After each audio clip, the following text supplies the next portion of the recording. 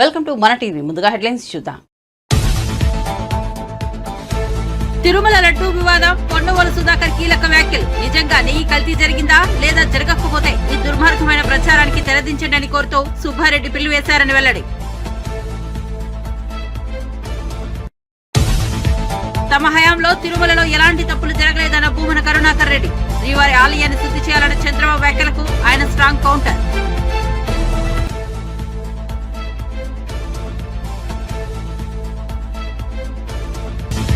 BRS అంతం చేయడం మంత్రి కోమిటిరెడ్డి వెంకటరెడ్డి కాదు కదా, ఆయన జేజమ్మతనం కూడా కాదని మాజీ ఎమ్మెల్యే గొంగిడి సునీత మహేందర్ రెడ్డి. అసలు కేసీఆర్, కేటీఆర్, హరీష్ రావు ఖర్చుపై మాట్లాడే అర్హత కోమిటిరెడ్డికి లేదని వెల్లడి.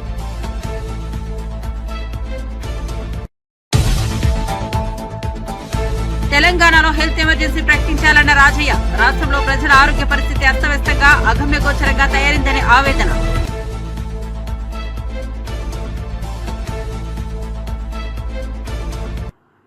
సిబిఐ విచారణకు మేము సిద్ధంగా ఉన్నామన్న కేసినేని చిన్ని.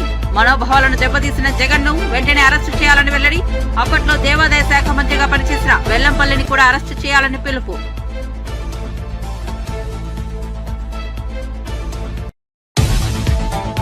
ఖమ్మంలో భక్తుడికి చేదు అనుభవం. తిరుమల లడ్డూ ప్రసాదంలో పొగాకు పట్లం కవర్. శ్రీవారి లడ్డూ ప్రసాదం కల్తీ జరిగిందన్న వార్తలు తెలిసిన తర్వాత మళ్లీ ఇలాంటిది జరగడం అపవిత్రమేనని భక్తుల ఆవేదన.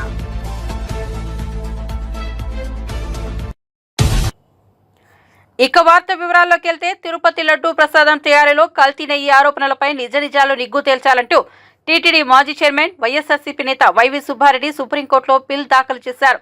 ఈ పిల్లులోని వివరాలను మాజీ advocate general, senior lawyer Ponnavolu Sudhakar Reddy స్పందించారు. సుప్రీంకోర్టులో పిల్ వేశామని, తిరుమల లడ్డూ వ్యవహారంలో నిజ నిజాలేంటి, ఈ ప్రచారానికి అడ్డుకట్ట వేయాలన్నారు. ప్రచారంలో నిజం ఉంటే బయటకు రావాలన్న ఆయన, నిజాలు బాహ్య ప్రపంచానికే తెలియాలంటే ప్రభుత్వం వేసిన సిట్ లేక ఇన్వెస్టిగేషన్ కేసు సరికాదన్నారు. ముఖ్యమంత్రిగా ఉన్న వ్యక్తి లడ్డూ తయారీలో వాడిన నెయ్యిలో జంతుకొవ్వు ఉందని చెప్పిన తర్వాత దర్యాప్తు సంస్థ పరిస్థితి దాటి వేరే విధంగా విచారణ చేస్తుందా లేదా అనేది ముఖ్యమైన ప్రశ్న అని పేర్కొన్నారు. అందుకే గౌరవ సుప్రీంకోర్టు విశ్రాంత న్యాయమూర్తి వారికి సహకరించడానికి ఫుడ్ టెక్నాలజీపై నిపుణులతో కమిటీ వేసి విచారణ చేయాలని కోరుతూ ఈరోజు టీటీడీ మాజీ చైర్మన్ వైవి సుబ్బారెడ్డి పిటిషన్ వేశారు. అంతేకాదు, ఆవు నెయ్యి కంటే పంది కొవ్వు ధర ఎక్కువ అని ఆయన చెప్పారు. Hence the method is not applicable to milk fat in the case of obtained from bovine milk other than cow's milk. However, BIS 1632-6 of 2015. So, S value తక్కువ ఉందని మీ కంక్లూజన్సా? S value తక్కువ దేనికి కారణాలు ఇచ్చాడు. If the cow is not fed properly, sir, if the milk is produced from mammary gland, it reduces the S value, and దాన్ని పట్టుకొని ఇన్వెల్ fat అని మీరు చెప్తారయ్యా?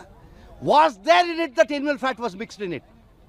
కమాన్, ఇన్ ది రిపోర్ట్ గా ఉంటే చెప్పండి, మీరు చదవండి. చివరిగా ఒక ప్రశ్న సార్, ఏదైనా నేను ఇది ప్రచారం అని చెప్తున్నాను, దుర్మార్గమైన ప్రచారం అని చెప్తున్నాను. అందుకే మేము గౌరవ న్యాయస్థానం వరకు వచ్చి నిగ్గు తేల్చండి, నిజం నిగ్గు తేల్చండి. ఇంత కోట్లాది మంది భక్తులు మనోభావాలు కలుషితం చేయొద్దని రెండు చేతులెత్తి ప్రార్థిస్తున్నారు సార్. ఏదైనా ఎస్ యు ఆర్ రైట్. అక్కడ 5-6 టెండర్లకు పిలిచారు. వాళ్ళ రేట్లు ఇంచుమించు ఒకటే, ఈయన ఒక్కడే కాదు. తర్వాత రివర్స్ టెండరింగ్ జరిగింది. ఇతను L2 వచ్చాడు. అది మా బోర్డు ఉన్నట్టు కాదు, నేను ఇన్ఫర్మేషన్ తెప్పించాను. దానిలో రివర్స్ టెండరింగ్లో వాడు ఎవరు ఒప్పుకోలే. ఈ stood as L2,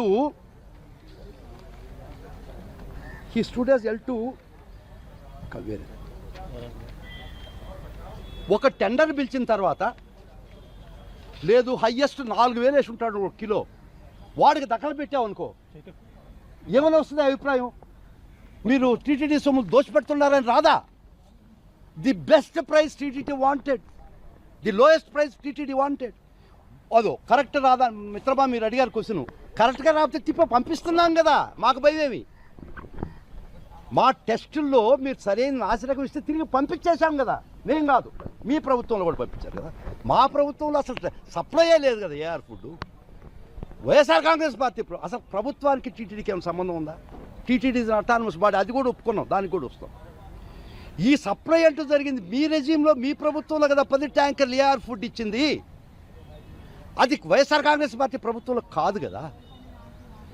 yes value తక్కువ ఉంది, it falls beyond S value ఉంది కానీ ఏమన్నా రాసి ఉన్నారు అంతకన్నా?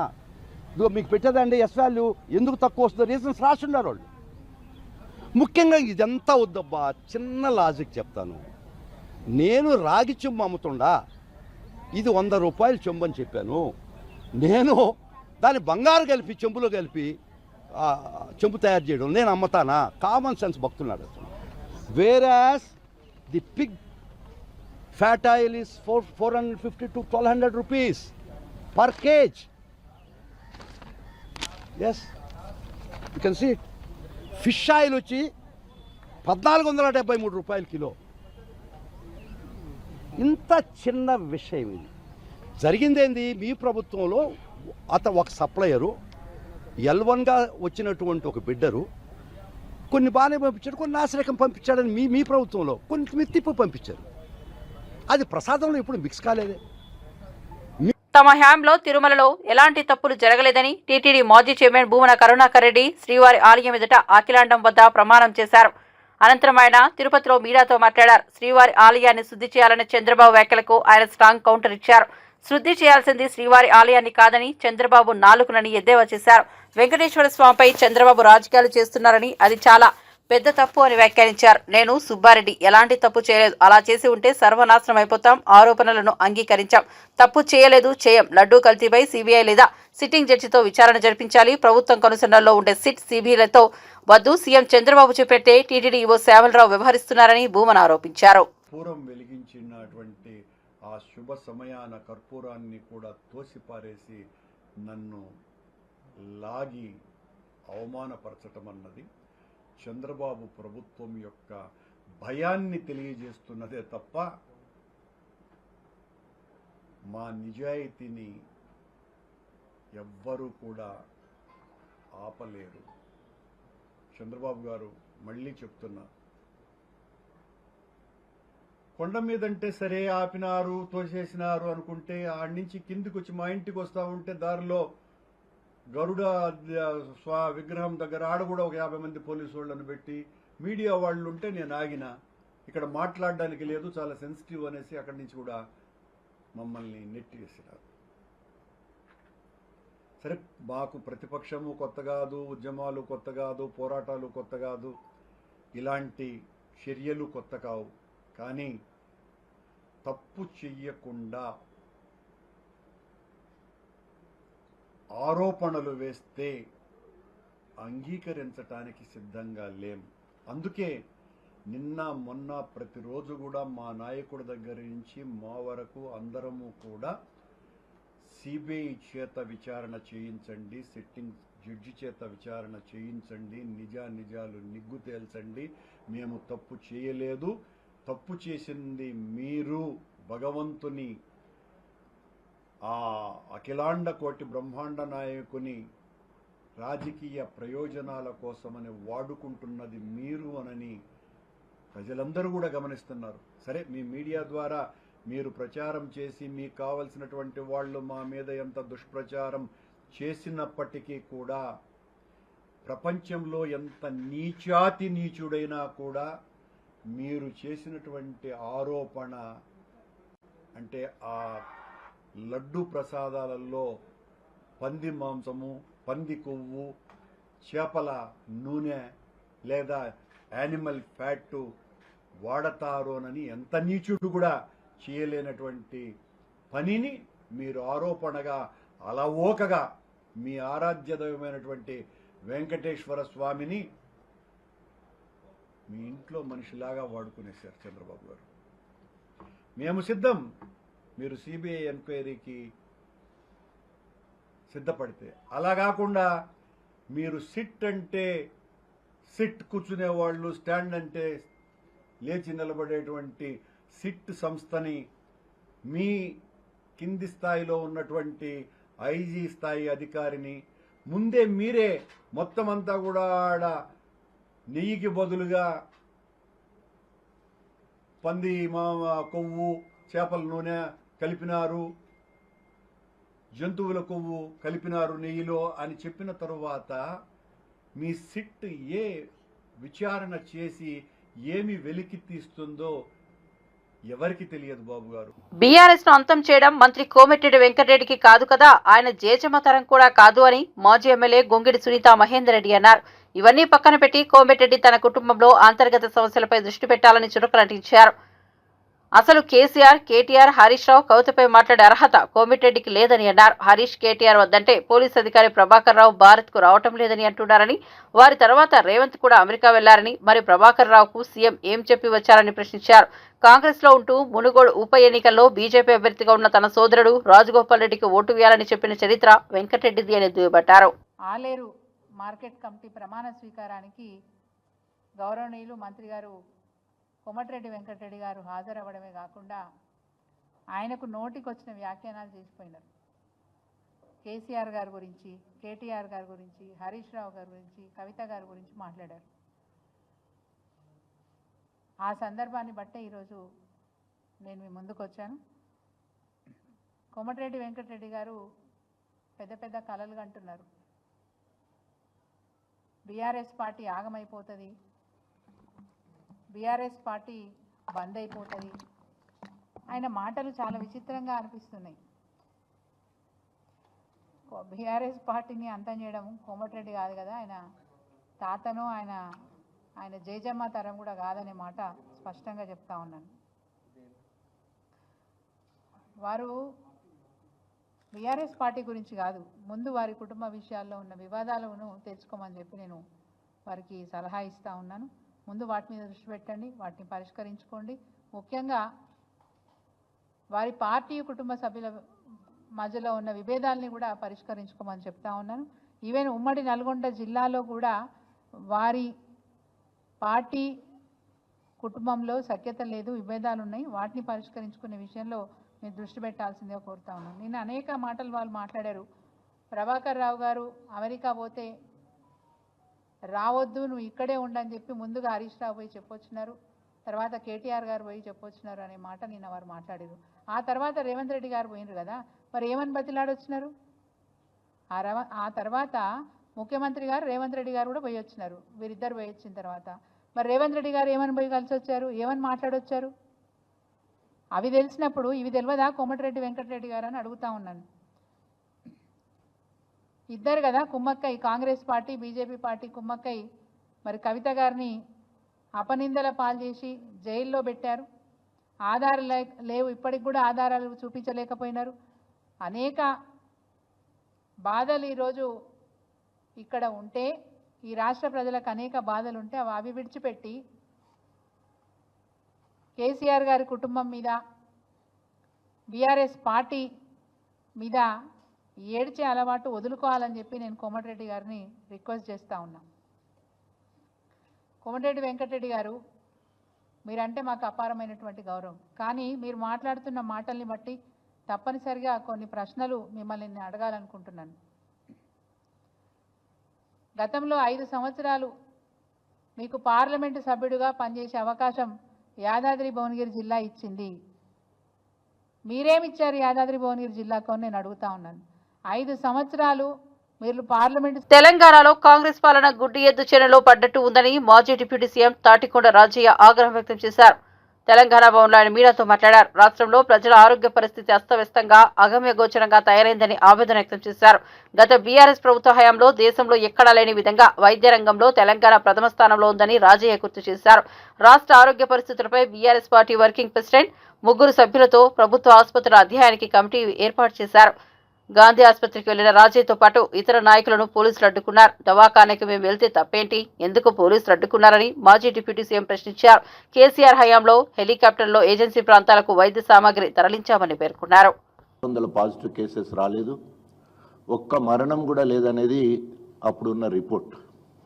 వీటన్నిటిని దృష్టిలో పెట్టుకొని మరి కేటీ రామారావు గారు 3 సభ్య కమిటీని ఏర్పాటు చేసి తెలంగాణ ప్రభుత్వ ఆసుపత్రిలో ప్రత్యేకంగా సికింద్రాబాద్ గాంధీ ఆసుపత్రిలో ఈ మధ్య కాలంలో మాతా శిశు మరణాలు ఎక్కువైనాయన్నట్టు, అదేవిధంగా గ్రామాలలో విషజ్వరాలు విజృంభించి ప్రభుత్వం ఏమాత్రం పట్టించుకోకపోవడం వల్ల ఎక్కడ ఏం జరుగుతుందో తెలియని పరిస్థితి, సరి అయిన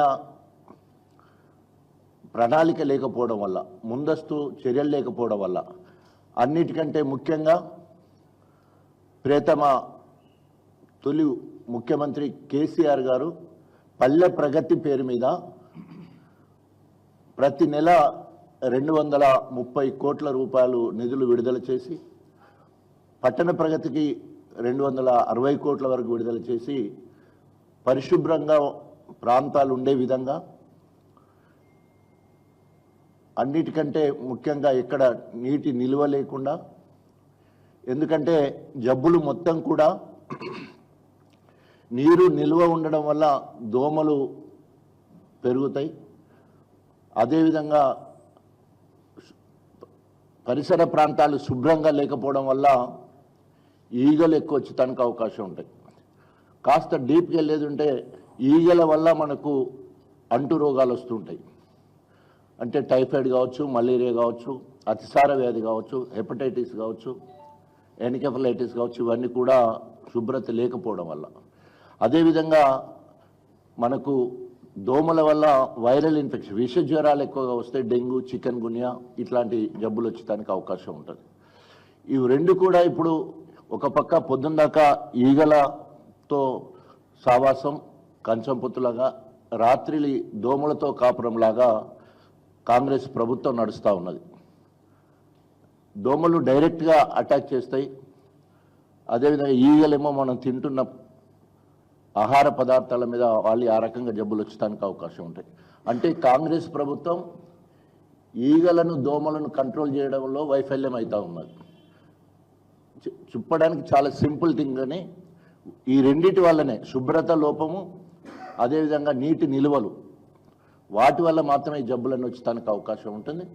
సరి అయిన ప్రణాళిక లేకపోవడం వల్ల, సరి అయిన నిధులు లేకపోవడం వల్ల, అదే సమీక్షలు లేకపోవడం వల్ల ఈరోజు మొత్తము తెలంగాణ మొత్తంలో ప్రత్యేకంగా ప్రభుత్వ ఆసుపత్రులు పూర్తిగా మరి సరి అయిన సిబ్బంది లేకపోవడం వల్ల, సరి అయిన మందులు లేకపోవడం వల్ల, అదేవిధంగా sub staff, paramedical staff, correct nursing వాళ్ళు కూడా సరిగా లేకపోవడం వల్ల ఈరోజు ఎక్కడ చూసినా కూడా ప్రతిపక్ష హోదా కోసం బాబా బామతులు హరీష్ రావు, కేటీఆర్ కొట్టుకుంటున్నారని ప్రభుత్వ విప్ బీర్ల ఐలయ్య విమర్శించారు. ఐలయ్య మీడియాతో చిట్చాట్ మాట్లాడారు. కేసీఆర్ రైతులను ముంచాడు, హరీష్ డైరీలను నాశనం చేశారు. ప్రతిపక్ష నాయకుడు హోదా కోసం బాబా బామతులు కొట్టుకుంటున్నారు. ప్రజా ఆరోగ్యంపై కేటీఆర్ కమిటీ వేయడం సిగ్గుమాలిన పని.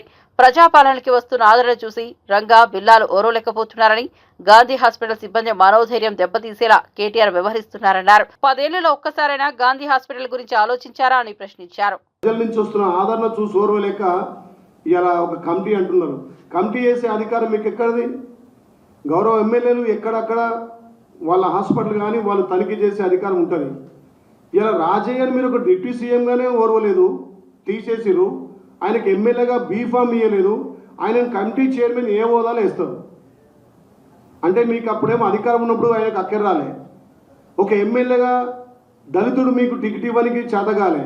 ఇలా కమిటీ చైర్మన్ అంటే దళితుడిని పట్టుకొని మళ్ళీ ఒక డ్రామా చేయడానికి కమిటీ వేసి తప్ప, అరే మా ప్రభుత్వం చిత్తదిశతోటి సీజనల్ వ్యాధి మీద కానీ, వైరల్ ఫీవర్ల మీద కానీ, డెంగ్యూ వ్యాధి మీద కానీ ఎప్పటికప్పుడు గాంధీ హాస్పిటల్ డాక్టర్లతో, ఉస్మానియా హాస్పిటల్ డాక్టర్లతోటి పర్యవేక్షణ ఉండి మా గౌరవ మంత్రి దామోదర్ రాజస్వామి గారు ఎప్పటికప్పుడు రివ్యూ పెట్టి ఇలా మెరుగైన వైద్యం అందిస్తున్నాం. దీన్ని చూసి ఓర్వలేక తెలంగాణలో అలజడి సృష్టించాలని చెప్పి ఇలా చూస్తున్నారు. ఎన్ని ప్రాణాలు పోయినాయి మీరు ఒకసారి చూడండి. మీ సమయంలో డాక్టర్ల నిర్లక్ష్యం, ఎలుకల కొరికి చనిపోయిన దాఖలాలు మీ ప్రభుత్వంలో ఉన్నాయి కదా. హాస్పిటల్లో చిన్న పిల్లలు ఎలుకలు కొరికినాయి. ఈ రకంగా అయ్యో ఆపరేషన్ అని చెప్పి ఎన్ని వచ్చినాయి మీ గవర్నమెంట్లో? ఇప్పుడు ఒక్కటని ఉందా? మీరు ఇవన్నీ చూడండి. నాడి పట్టే నాదుడు లేడు మీ 10 ఏళ్ల పాలనలో. ఈ రకంగా అప్పుడున్నటువంటి మీడియాలు ఎన్ని చెప్పినా మృతదేహాన్ని పందికొక్కులు కొరికేశాయి. కనీసం చనిపోయిన కూడా రక్షణ చేయలేని మీ ప్రభుత్వంలో ఇవాళ మీరు సన్నాయి నొక్కులు నొక్కితే తెలంగాణ ప్రజలు మేము నమ్ముతారా? ఎన్ని ఇక్కడ చూడండి ఒకసారి, మృతదేహాన్ని కొరికిన ఎలుకలు. మరి సిగ్గుండి మతుడిని మాట్లాడుతుండా? కమిటీ వేయాల్సిన అవసరం ఏముంది? ఇప్పుడు మీ రాజకీయ లబ్ధి కోసం ఒక దళిత బిడ్డ రాజయ్యను మళ్ళీ ఇప్పుడు మీరు వాడుకుంటున్నారు. మీరు ప్రభుత్వం ఉన్నప్పుడేమో రాజయ్య ఒక డాక్టర్గా, ఒక డిప్యూటీ సీఎంగా, కనీసం ఎమ్మెల్యేగా పనిచేయని పనికి అక్కరాడని తీసేసిన ఆ దళిత బిడ్డను మళ్ళీ ఇలా రాజకీయ ప్రయోజనాల కోసం వాడుతున్నాడు. కేటీఆర్, కేసీఆర్కు, హరీష్ రావుకు తెలంగాణ ప్రజలు బుద్ధి. భారత్, అమెరికా, జపాన్, ఆస్ట్రేలియా దేశాలతో కూడిన క్వాడ్ కూటమి ఏ దేశానికి వ్యతిరేకం కాదని ప్రధాని నరేంద్ర మోదీ స్పష్టం చేశారు. చట్టబద్దమైన రూల్స్ ఆధారంగా అంతర్జాతీయ శాంతికి మద్దతు తెలపడం, ఇతర దేశాల సార్వభౌమాధికారాన్ని గౌరవించడం, అన్ని సమస్యలకు శాంతియుత పరిష్కారాలను సాధించడం కోసమే క్వాడ్ కూటమి పనిచేస్తోందన్నారు. ఇండో పసిఫిక్ ను స్వేచ్ఛాయుత, బహిరంగ, సమగ్ర, సుపన్నమైన ప్రాంతంగా మార్చడమే తమ ప్రాధాన్య అంశమని ప్రకటించారు. దక్షిణ, తూర్పు చైనా సముద్రాల్లో తరచూ ఉద్రిక్తతలకు తెరలేపుతున్న చైనాకు ఆయన ఈ మేరకు పరోక్షంగా కౌంటర్ ఇచ్చారు. और टेक्नोलॉजी का मिलना मानव कल्याण की गारंटी देता है, एक विश्वास पैदा करता है.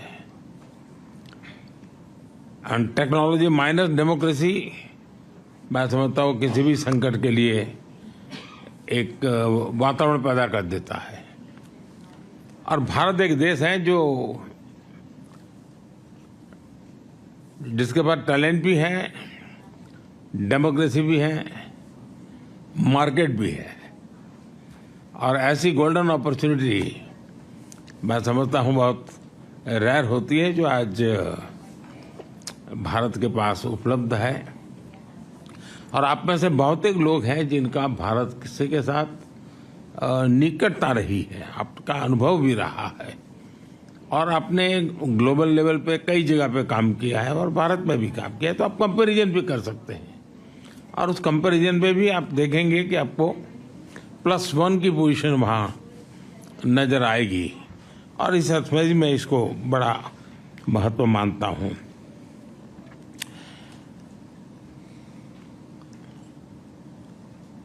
Initiative on critical and emerging technology, iCET inclusive innovation के लिए हमारे साझा कमिटमेंट का प्रतीक है. आप में से कई साथियों से मैं पहले भी मिला हूं. भारत आपकी ग्रोथ स्टोरी से फैमिलियर है और हम उस पर ट्रस्ट भी करते हैं.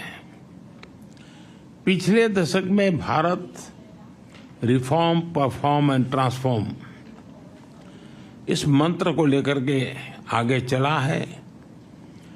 और पिछले दिनों का अनुभव से हमें लगता है कि इसमें हम गति जितनी ज्यादा बढ़ाएंगे, उसका फलक जितना ज्यादा हम विकसित करेंगे, और जरूरत के आधार पर हम रिफॉर्म को बल देंगे, तो शायद हम और अधिक परिणामकारी होंगे. तो हमारा ध्यान इन दिनों उन बातों पर ज्यादा है. आज का भारत एम्बिशियस सपने देखता है और उन्हें पूरा करने का भरसक प्रयास भी करता है.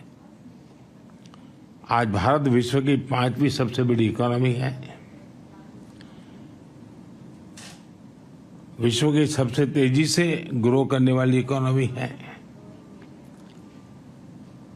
और मैं पक्का मानता हूं कि मेरा ये जो तीसरा कार्यकाल है उसमें हम 3rd लार्जेस्ट इकोनॉमी का हमारा जो गोल है उसको हम अचीव कर लेंगे, क्योंकि आज हम हाईएस्ट ग्रो करने वाले लोग हैं. जब दुनिया का सबसे बड़ा देश, सबसे बड़ी डेमोक्रेसी तेजी से ग्रो करेगी, तो ग्लोबल पीस और प्रॉस्पेरिटी के भी एक आश्वासन उससे प्राप्त होता है. और जो आज आप देख भी रहे हैं, टेक्नोलॉजी विकसित भारत की यात्रा का एक अहम स्तंभ है. इसलिए आज हमने भारत में टेक्नोलॉजिकल कोलैबोरेशन और इन्वेस्टमेंट के लिए अभूतपूर्व संभावनाएं खड़ी की है. भारत की स्केल, भारत की कैपेसिटी, भारत की कैपेबिलिटी और भारत का परफॉर्मेंस आप उसमें यूनिकनेस देखते होंगे, आपने अनुभव किया होगा। आज भारत के पास one of the most vibrant digital ecosystem है। तीसरा सबसे बड़ा स्टार्टअप इकोसिस्टम आज भारत में है। తిరుమల శ్రీవారి లడ్డూ కల్తీ వ్యవహారం దేశవ్యాప్తంగా సంచలనం సృష్టించింది. శ్రీవారి లడ్డూలో ఉపయోగించే నెయ్యిలో పంది కొవ్వు, గొడ్డు కొవ్వు, చేప నూనె వంటి అవశేషాలు కలిపినట్లు రిపోర్టులో తేలింది. ఏపీ ప్రభుత్వం చాలా సీరియస్ గా తీసుకుంది. ఇలాంటి పని చేసిన వారిపై కఠిన చర్యలు తీసుకుంటామని స్పష్టం చేసింది. ఈ అంశంపై రాజకీయంగా విమర్శలు, ప్రతివిమర్శలు వస్తున్నాయి. ఇప్పుడు ఈ గొడవ నడుస్తున్న క్రమంలోనే మరో సంచలన విషయం వెలుగు చూసింది. ఖమ్మంలో ఓ భక్తుడికి చేదు అనుభవం ఎదురైంది. లడ్డూ ప్రసాదంలో పొగాకు పొట్లం రావడంతో ఒక్కసారిగా షాక్ అయ్యారు. శ్రీవారి లడ్డూ ప్రసాదం కల్తీ జరిగిందన్న వార్తలు తెలిసిన తరువాత మళ్లీ ఇలాంటివి జరగడం అపవిత్రమేనని భక్తులు ఆవేదన చెందుతున్నారు. దీనిపై సంబంధించిన వీడియోలు సోషల్ మీడియాలో వైరల్ అవుతున్నాయి. నమస్తే అండి, నా పేరు పవన్ కుమార్. మాది గొల్లగూడెం గ్రామ పంచాయతీ, ఖమ్మం జిల్లా రూరల్ మండలం గొల్లగూడెం గ్రామ పంచాయతీ, కార్తికేయ టౌన్షిప్. మొన్న 19వ తారీఖున మా మమ్మీ వాళ్ళు తిరుపతి వెళ్లారు. 20వ తారీఖున దర్శనం అయ్యి 21వ తారీఖు రిటర్న్ అయ్యారు. ఇవాళ మార్నింగ్ లడ్డూలు ఓపెన్ చేసి చూస్తే ఆ లడ్డూలో అంబర్ ఒక ప్యాకెట్ లో పెట్టి ఉన్నది. చాలా బాధగా అనిపిస్తుంది. ప్రతి నెల వెళ్తారు మమ్మీ వాళ్ళు. ఇలా ఎప్పుడు జరగలేదు, ఫస్ట్ టైం ఇలా జరిగింది. దీని గురించి ఆంధ్రప్రదేశ్ గవర్నమెంట్ కొంచెం సీరియస్ యాక్షన్ తీసుకోవాలి వాళ్ళ మీద. పద్మావతి, ఖమ్మం జిల్లా రూరల్ గొల్లగూడెం కార్తికేయ టౌన్షిప్. మేము 19వ తారీఖు తిరుపతి వెళ్ళాం పద్మావతికి. 20వ తారీఖు దర్శనం చేసుకున్నాం. నైట్ తెల్లవారుజామున 3ంటికి ఇంటికి వచ్చామండి. పొద్దున లడ్డు స్నానం చేసి లడ్డు తీసి మా బాబుకి పెడదామని చూస్తే ఇందులో నవ్విలి పెట్టిన పొగాకు ఉన్నదండి, పొట్లం కట్టి. ఆ పొట్లం చూసి ఏంటో ఇది అనుకొని మా బాబుకి చూపిస్తే, ఇది చూద్దాం మమ్మీ, ఇది పొగాకు వాసన వస్తుందని చెప్పాడు. అంత గొప్ప దేవుడి దగ్గర ఇలాంటివి జరగడం కరెక్ట్ కాదు కదండి. మేము ప్రతి నెల వెళ్తున్నామండి అక్కడికి, ప్రతి నెల దర్శనం చేసుకుంటున్నాం. ఇప్పుడు 8వ అయిపోయిందండి మా దర్శనం. మేము 4 వెళ్తామండి, అంతే అండి.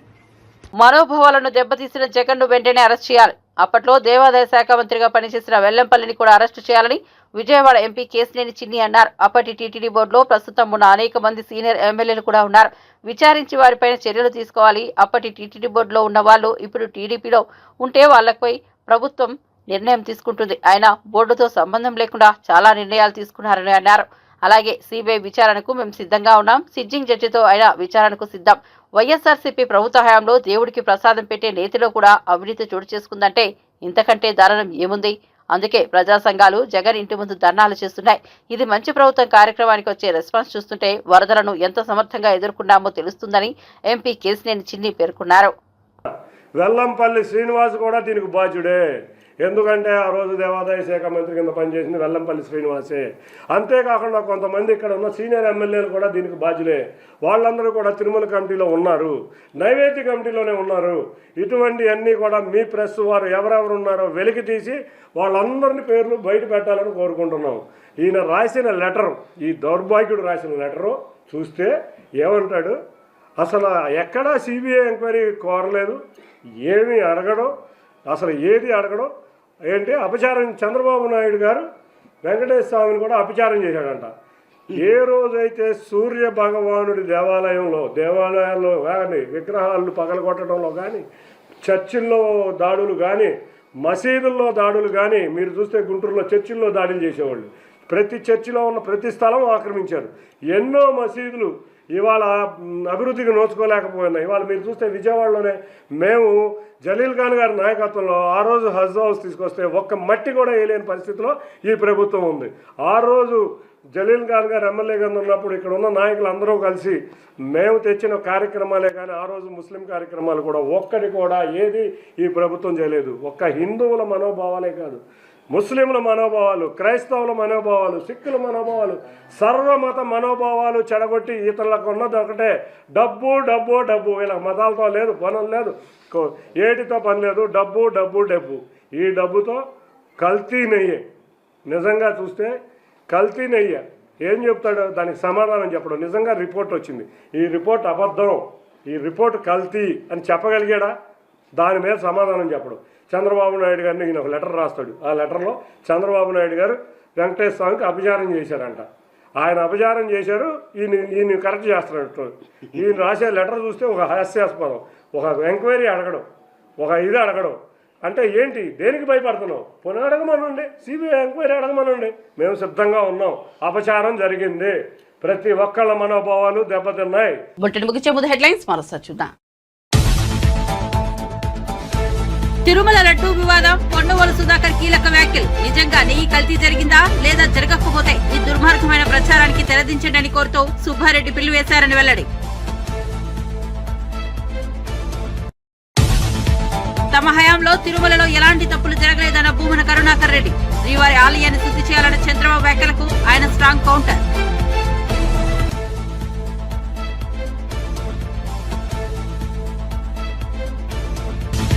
బీఆర్ఎస్ అంతం చేయడం మంత్రి కోమిటిరెడ్డి వెంకటరెడ్డి కాదు కదా, ఆయన జేజమ్మతనం కూడా కాదని మాజీ ఎమ్మెల్యే గొంగిడి సునీత మహేందర్ రెడ్డి. అసలు కేసీఆర్, కేటీఆర్, హరీష్ రావు ఖర్చుపై మాట్లాడే అర్హత కోమిటిరెడ్డికి లేదని వెల్లడి.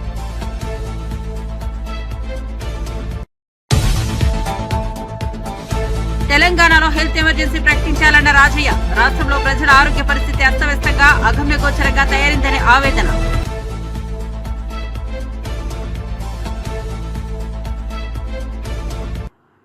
సిబిఐ విచారణకు మేము సిద్ధంగా ఉన్నామన్న కేసినేని చిన్ని.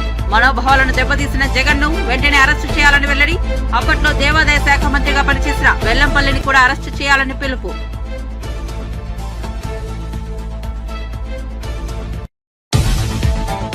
ఖమ్మంలో భక్తుడికి చేదు అనుభవం. తిరుమల లడ్డూ ప్రసాదంలో పొగాకు బట్లం కవర్. శ్రీవారి లడ్డూ ప్రసాదం కల్తీ జరిగిందన్న వార్తలు తెలిసిన తర్వాత మళ్లీ ఇలాంటిది జరగడం అపవిత్రమేనని భక్తుల ఆవేదన.